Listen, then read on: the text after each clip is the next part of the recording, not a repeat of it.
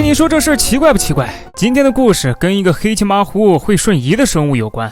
有人已经猜到这个生物是谁了？猜到的请将他的名字打在公屏上吧。本次是多人生存，玩家与小美在一位神秘朋友的邀请下，进入到了那位神秘朋友的地图中。他们俩现在所处的位置面前有一个很高的建筑，站在下面一望不到边界，似乎已经超过了256格。玩家与小美顺着梯子缓慢地向上爬，天都黑了，二人才爬了上来。只见一个绿色衣服的玩家走了出来，他叫老八。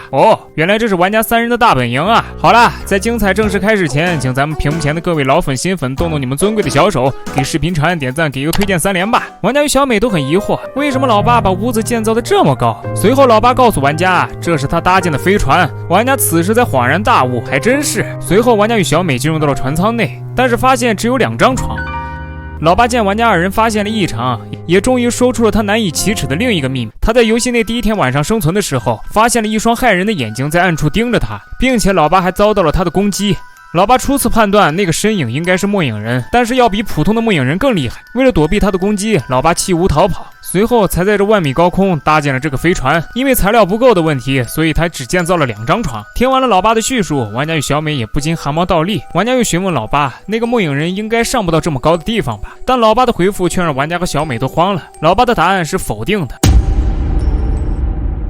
也就是说，那个末影人真的可以瞬移到万米高空，因为老八总能在船舱外听到那个末影人的声音。很快，在玩家3人的讨论中，第2个夜晚过去了。天刚亮，玩家就赶快下去收集物资。忙碌了大半天，玩家也收集的差不多了。2000 years later， 他赶快回到了他们的飞船上。此时，老八也扔给了玩家与小美1人1把铁剑，因为老八知道第3个夜晚要来了。每到夜晚的时候就是最危险的时候。果然没过多久，第3个夜晚降临。有了玩家和小美的陪伴，老八看起来也不再那么害怕了，至少现在他敢离开船舱来到外面。而玩家也很想会这个老八口中的末影人，看看他到底有多么厉害。这个神秘的末影人也没让玩家失望，很快他便出现在了这漆黑的夜空中。玩家3人就在刚刚都表示自己在前方的夜空中看到了一个身影。对的，没错，就在他们飞船旁边，随后便立刻消失不见。老八意识到危险来了，让玩家与小美赶快回到船舱内。就在这时，飞船周围响起了奇怪的声响。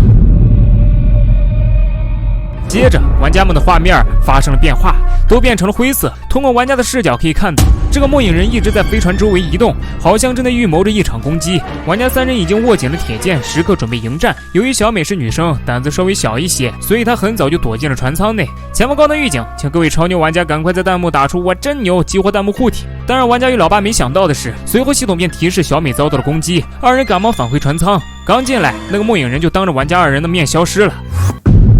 而屋内也只剩下了小美的铁剑。虽然小美的 out 让玩家很痛惜，但是更多的是愤怒。他不顾老八的劝阻，毅然决然地走到了船舱外。无奈老八也只能跟着他一起，但是一番环视后并没有发现那个末影人。最后2人又回到了船舱。就在这时，身后传来了声响，转头望去，那个末影人已经进入到了船舱内。玩家与老八又一次开心地嗝屁在这万米高空。